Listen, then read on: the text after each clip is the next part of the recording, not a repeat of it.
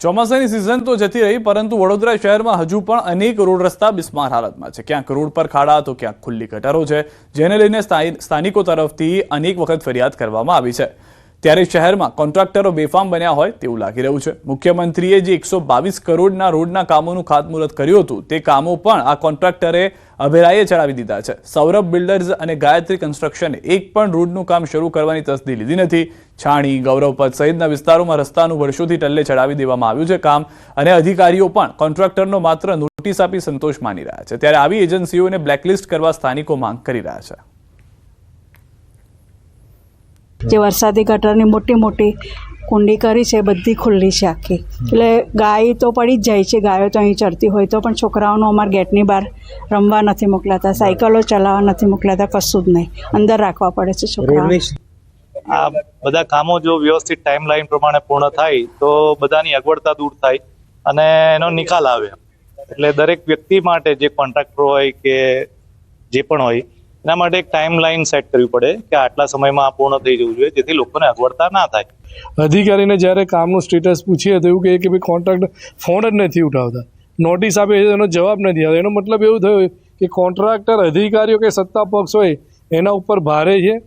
જે કામ જે અમે વર્ક ઓર્ડર આપેલા છે અને જેમાં જે કોન્ટ્રાક્ટરના જે કામ ડિલે ચાલે છે, એમાં અમે નોટિસ એમને આપીને કામ ઝડપથી પૂરા થાય, ટાઈમ લિમિટમાં પૂરા થાય એ માટે અમે એમને કડક નોટિસ આપીને કાર્યવાહી ઝડપથી કામો પૂરા કરવા માટે જાણ કરી છે।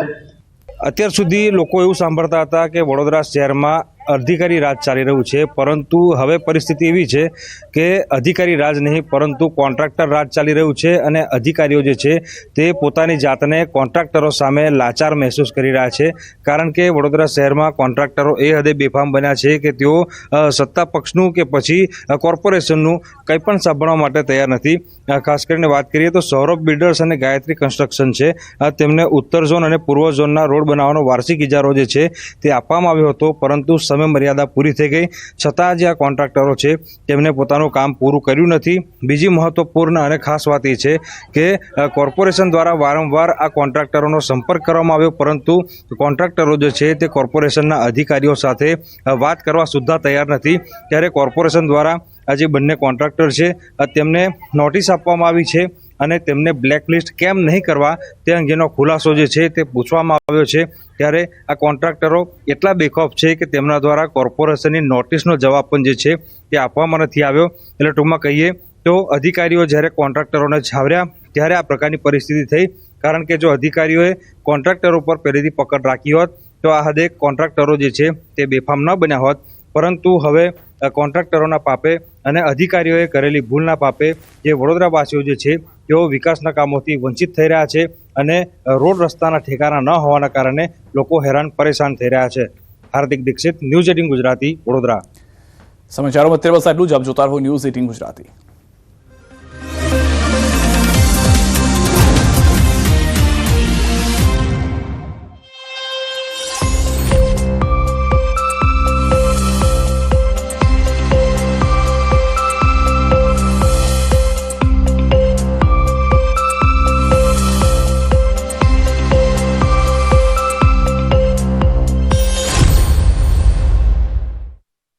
શ્રી સોમનાથ મહાદેવનું મંદિર એ આપણા રાષ્ટ્રનું પ્રથમ જ્યોતિર્લિંગ છે। સ્કંદ પુરાણમાં વર્ણવ્યા મુજબ આ સ્થાને શ્રાપિત ચંદ્રમાએ વર્ષો સુધી સાધના કરેલી અને તેઓ ક્ષય રોગના ત્રાસમાંથી મુક્ત થયા, પરંતુ શ્રાપને કારણે એમની વૃદ્ધિ અને ઘટ થાય છે તેવી માન્યતા છે। પ્રથમ મંદિર સોમ એટલે કે ચંદ્રએ બંધાવેલું એટલે એને સોમનાથ કહેવામાં આવ્યું, અને સ્કંદ પુરાણના જણાવ્યા પ્રમાણે એવી માન્યતા રહી છે કે ત્યારબાદ વર્ષો પછી રાવણે એનું નિર્માણ કર્યું, પછી કૃષ્ણ ભગવાને એનું નિર્માણ કર્યું, જ્યાં એમનો દેહાંત પણ થયો હતો।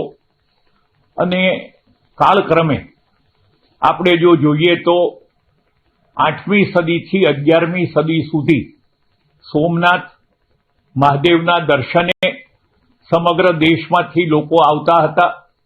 ત્યાંના દરિયાઈ વેપારીઓ માનતા માનીને જે રકમો ભેટ સ્વરૂપ તરીકે દાન તરીકે આપતા હતા, તેને કારણે સોમનાથનો વૈભવ ખૂબ વિશાળ હતો. અનેક રાજાઓ એમના ભક્ત હતા અને સમયાંતરે ત્યાં આવીને મોટી રકમના હીરા, જવેરાત, સોનું, ચાંદી વગેરે ધરતા હતા. એટલે એક સમયે જ્યારે મોહમ્મદ ગઝનીએ આજથી 1000 વર્ષ પહેલા મંદિર તોડ્યું ત્યારે એમાં રહેલી સમૃદ્ધિ અપાર હતી. એમના ઘંટ વગાડવાની જે સોનાની સાંકળ હતી એનું જ વજન 1.25 મણ એટલે કે 30 કિલો જેટલું હતું. એટલે સોમનાથની ખ્યાતિ આપણા સનાતની હિન્દુઓના મનમાં એક અતિ ઉત્તમ, સુવર્ણયુક્ત અને મહાદેવના પ્રથમ જ્યોતિર્લિંગ તરીકેની રહેલી છે. અને આપણા પૂર્વજોએ કઈ ગણતરી એ કર્યું હશે એ આજે આપણે સમજી શકતા નથી. પરંતુ સોમનાથનું મંદિર એવી જગ્યાએ છે કે જ્યાંથી સીધી લીટીમાં દક્ષિણ ધ્રુવ સુધી એ લીટી લંબાવીએ તો પણ ક્યાંય જમીન આવતી નથી. અને એ જમીન નથી આવતી એવું પણ શ્લોક રૂપે ત્યાં એમણે લખેલું, જે દર્શાવે છે કે આપણા પૂર્વજો આ બાબતમાં ખાસ કરીને એસ્ટ્રોલોજી અથવા તો આવા બધા જે કંઈ આપણે આજે નથી સમજી શકતા એવી વસ્તુઓ બાબતમાં જાણકાર હતા.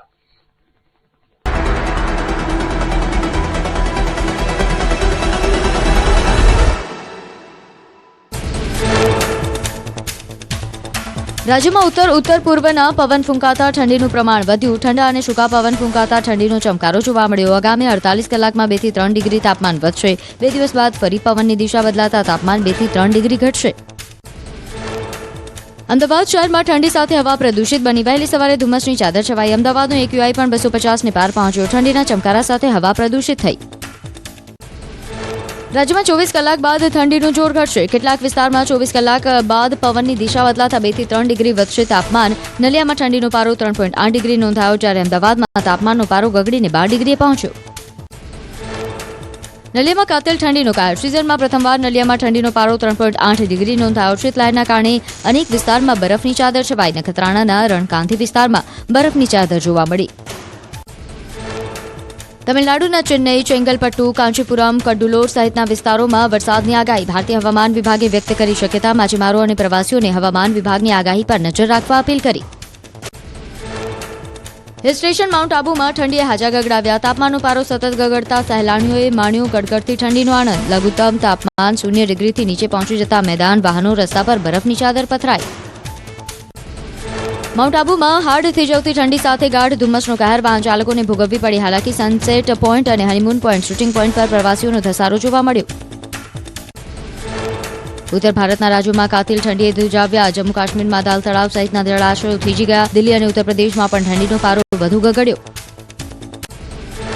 કાશ્મીર ખીણમાં તાપમાન 0 થી નીચે પહોંચ્યું. તાપમાનમાં નોંધપાત્ર ઘટાડો. અનંતનાગમાં પણ તાપમાનનો પારો ગગડ્યો. કાશ્મીર ખીણમાં ઠંડી વધતા લોકો ઘરની અંદર રહેવા